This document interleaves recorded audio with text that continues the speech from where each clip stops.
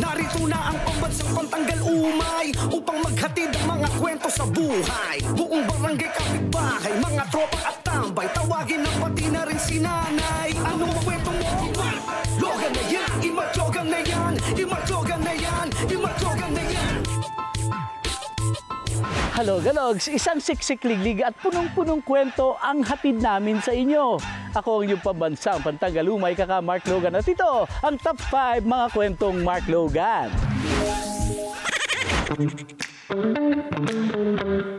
Dito sa kalsada ng Cainta, may pinipilahan ng madla. Hindi ayuda o libreng pa-shampoo, kundi masarap na tiramisu. Bago pa mag-alas 5, dapat meron ka ng pwesto, mapa online o pila ay wagas. Hindi aabot ng 2 oras. Nakikita kasi siya namin sa social media, which is sa ibang bansa. Tapos nakita namin meron pala dito. So nag-try kami. Parang may kulang dun sa natikman namin. So yun ang sinabi, bakit hindi ka mag-try para sa atin lang sa bahay? Papamigay lang din natin pagka madami, ganyan. Sa first try na yun, syempre ang gawa ko, masarap siya, pero high quality. Mahal yung mascarpone, gumamit ako nun. Gumamit ako ng ladyfinger. So hindi siya pang market. Kasi mahal siya eh. Pero, so nag-isip kami ng alternative kung ano yung pwedeng pangbenta. Sa tiramisu ay naka-jackpot. Maraming negosyo ang sinukat. Lalo na dun sa pagta-taste test, dumadating tayo sa point na ang sakit na sa lalamunan. Kasi puro matamis. Hindi basta-basta yung ingredients na pwede mong ilagay sa tiramisu. Kasi yung mismong tiramisu itself, mataas yung standard niya eh.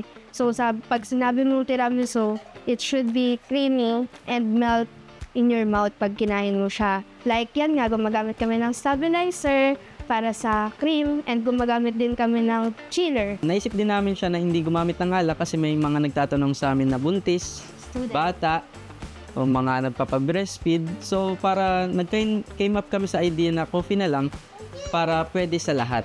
Mabilis mang magkaubusan sa pagkain simot ang kainan. Matagal ang proseso ang praktisan. Oras at resources ang nilaan. Mahirap talaga siyang gawin kasi it takes a lot of time. Tapos syempre yung measurement, yung ingredients, yung electricity, at saka yung gamit. Pagka mag-start ka talaga ng ganitong business, i-recommend ko na magkaroon kayo ng kahit isang mixer. Tapos yung existing ref nyo, pwede nyo siyang gamitin. Pero syempre, limited lang yung magagawa nyo. Pwede silang mag-start ng 5 to 10,000. Depende syempre sa kung ilang flavor yung itatry nila. Para talagang kumita ng money, hindi masusukat sa nagawang marami. Mas importante ang quality. Ang presyo, hindi pricey.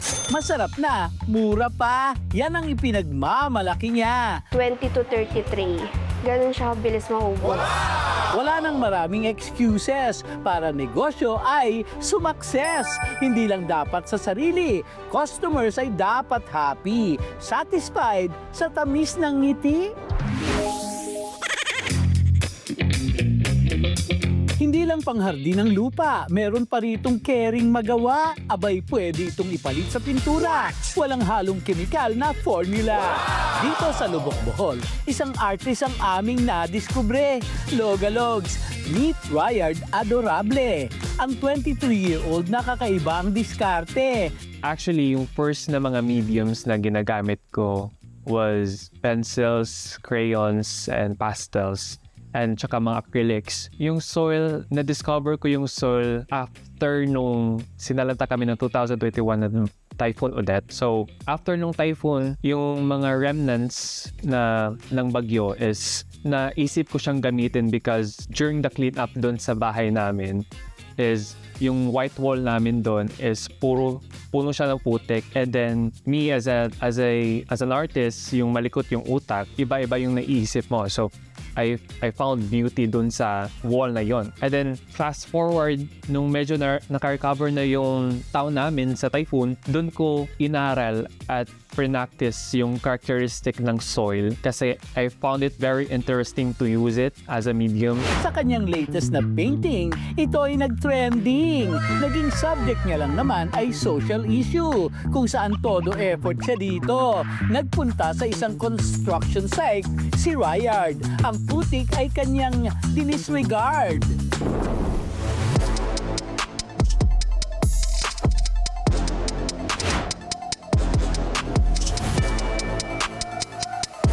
Well, my recent soil painting is titled Pasanin ng Bayan. That piece is very special kasi it resonate kung ano yung situations na bansa natin ngayon. I painted this piece kasi I wanted to spark change. Hindi ko kayang i-express vocally lahat, so I used my talent to say everything through art. Hanep, iba rin ang ideya. No doubt kung bakit hinangaan siya sa social media. Isa sa kanyang obra ay pina-auction niya. At charan! Sold na! Dito ko nahanap yung happiness and fulfillment na gusto kong maramdaman. So, sa art, dito ko nahanap yung sarili. Pinakitaan din ako ni Ryard ng talento. Abay ang inyong kaka, iginuhit din niya, oh! Bongga! Parang sakto yan sa dingding ko. Kakaiba, Ryard, ang iyong pagkatao. Masyadong malawak ang utak mo. Hindi ka natakot subukang ipinta ang sitwasyon ng mundo at ipakita ang taglay mong talento. Ituloy mo lang ang pagpinta at siguradong malayo ang mararating ng iyong obra.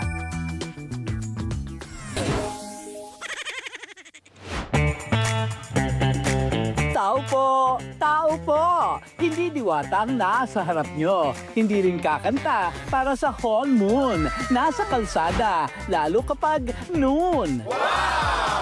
Kapag may order at your service, 5 stars sa skills at bilis. Dito sa Olongapo, nag-iikot si Miss, ang Lady Rider na may Riz. Hello galos, I'm your Rexy, your Lady Panda Rider of Olongapo City, and this is my journey. Maraming gustong subukan kasi hodang pangkalalakihan. Dapat ang kurso na kukunin ko ay 2 years aircraft mechanic para maging sundalo. Yun nga lang, may mga mabibigat na rason na dapat unahin. Naging real estate agent rin ako kung hindi nyo alam. Ang pagiging real estate agent, nagbigay sa akin ng maraming impormasyon pagdating sa mga entrepreneur, nagbigay sa akin ng mas malawakang vision at ambisyon sa buhay. Fit na fit siya sa personalidad ko. Gusto ko nang hindi nakatali sa work, may freedom, tapos ako pa nagbabadget sa financial ko. Kapag gusto ko gumala, okay lang. Hindi ko kailangan magpaalam. Manipis man ang katawan, sa kalsada ay kayang makipagbakbakan, mabasa man ang ulan o matuyo sa arawan. Nagkakaroon kami ng menstruation. Most of the time, kapag meron kaming mga babae, mainit yung ulo namin. At kailangan namin magpakumbaba. At magkakaroon man ako ng motor, mas mapapaganda at mas mapapagaan niya ang aking trabaho. Mas magiging mas malaki pa yung earnings ko dahil oras yung hinahabol namin dyan. Kailangan mabilis ka, matyaga ka, fully attentive ka kasi malapit ka sa mga disgrasya. Lahat ng ito ay para sa pamilya. Okay lang mapalayo sa kanila. I am proud to say na isa akong breadwinner. Kaya mataas yung ambition ko sa buhay, mataas yung pangarap ko. Paano ba ako nagkaroon ng bike? Actually, binigay siya ng mama ko. Prinubide ni mama ko na tulungan ako na magkaroon ng trabaho. Ang bike ko, actually, is Japan bike lang siya. Ang bahay ko, bundok pa. Is inaakyat ko talaga yung bike ko hanggang bundok. Pero ang talagang pinag-iipunan, mga negosyong gustong simulan, umunlad pa at mag-grow, maging ganap na CEO. Dahil wala namang masama kung mag-take risk ako, di ba? Wala namang masama, mangarap ako ng mas hihigit pa kaysa sa inaakala ko. Serbisyo ay huwag ilagapak.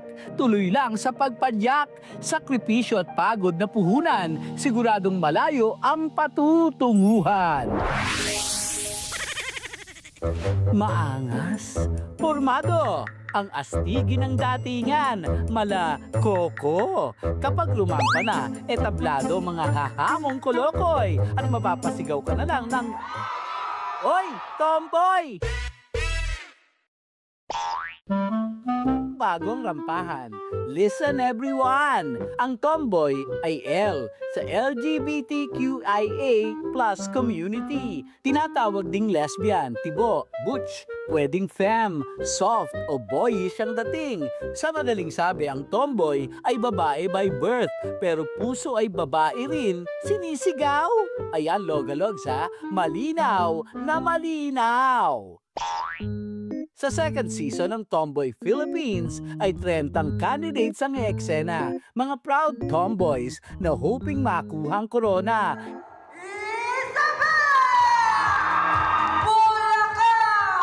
Pakilala isa-isa, sabay ang outfit ibalandra. Merong ang trippinings all maong. May mabulaklak naman at nag-ala concert si Chong.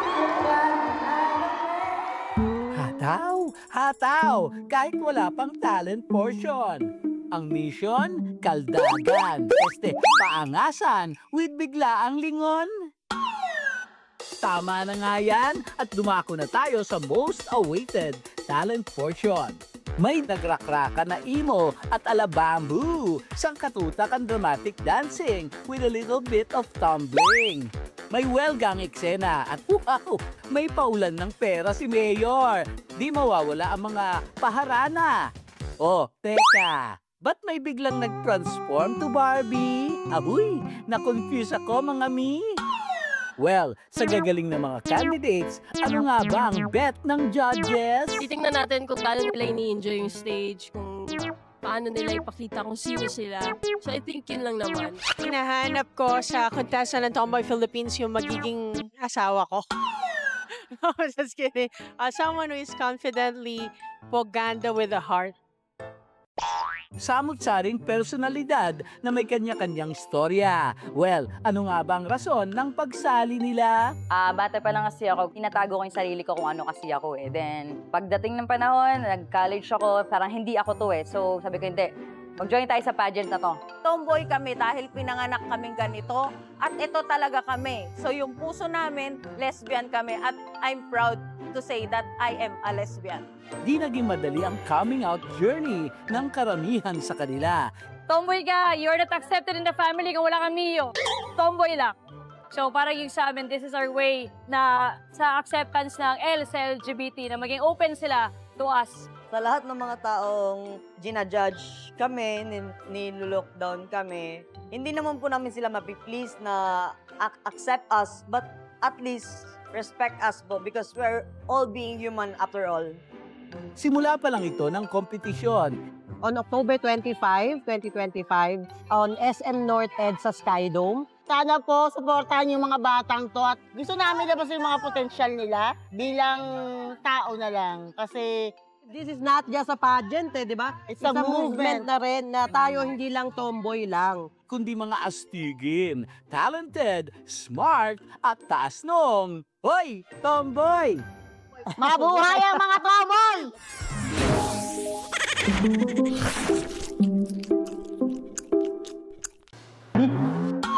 Hello, hello!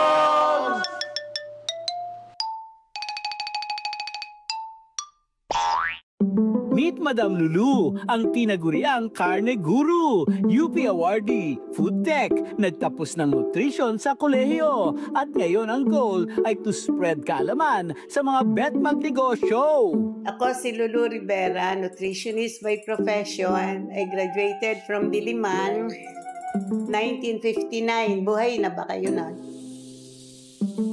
So, kailangan po ang negosyante ngayon kompleto sa information kung paano magiging negosyo ang karne. Yun po kami. Ang tinuturo ko po is 70% experience and 30% theory. So, nandun po yan sa libro. Ang karne po, pagka po lapad, napapalaki po yan. Tosino, tapa, ang dulo nun, tapsilog. To silog, nandun po pera.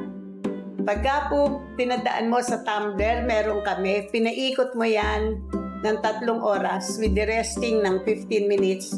10 kilos niya magiging 17. So yun po ang principle ng paggawa ng karne. Kailangan ang matigas, lumambot, dumami. At ang MDM malambot, kailangan patigasin niya. Baligtaran. Dito lang yan sa Ultima Entrepreneur Center na since 1997 pa nagme-mentor at Let's Enter, kung saan ginaganap ang mga workshop at seminar. And I think oras na para magpaka meet superstar. Hello, Galogs! Andito po tayo ngayon sa Ultima at kasama natin si Sir Arthur Rivera at si Sarte. Hello, Galogs! Ngayon po ang gagawin natin, tuturuan po namin kayo gumawa ng tocino the easiest way. Ang gagamitin po natin yung instant tocino mix, this one. Instead na maghalo kayo ng paisa-isa, ganun lang po kadali.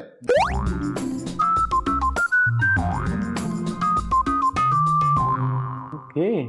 Mekus-mekus sa mga ingredients with feelings dapat. At don't forget na isakto ang sukat. Ayan na po. Ayan po.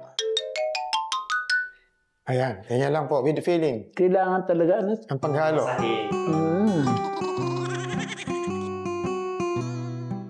Yung 1 kilo natin ay naging 1,420. Times 0.4. So yun na po yung tubo nyo sa ginagawa niyong tocino.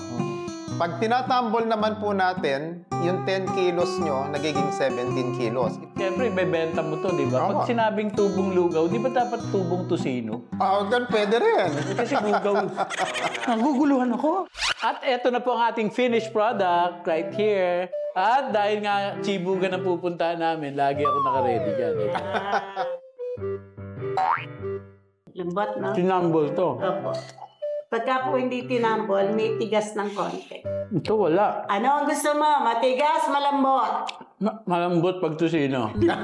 Pag tocino po, Yan, ako kahit siya. Marami ka pang titikman. Ang susunod mo, yung pork chop na bumubuka. Na lumalaki. Sige po. Karne na bumubuka, lumalambot, at bumabango. Bubuka ang bulaklak. Sunod naman ang patunay sa chika na dito raw ang karne bumubuka, lumalaki. Oh, ba't naman grabe? Ang nga. Kising. At syempre, di kompleto kung wala ang siomai kong paborito. Itinuturo ng Ultima ang anything na gusto mong matutunan. Mapatapa, longganisa, corned beef, at kahit ano pa man yan. May mixing, curing, at may extra help din sa equipment maging approval sa FDA.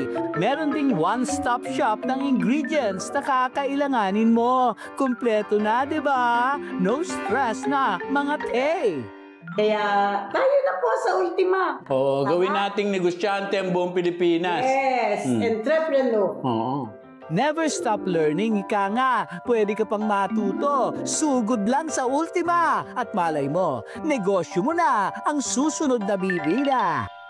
Hanggang sa susunod na kwentuhan, samahan ang inyong pambansang pantanggalumay. Sabay-sabay nating basagin ang lumbay, pagani ng trip ng buhay. Ako ang inyong si Kaka Mark Logan po. At ito, ang Top 5 Kwento.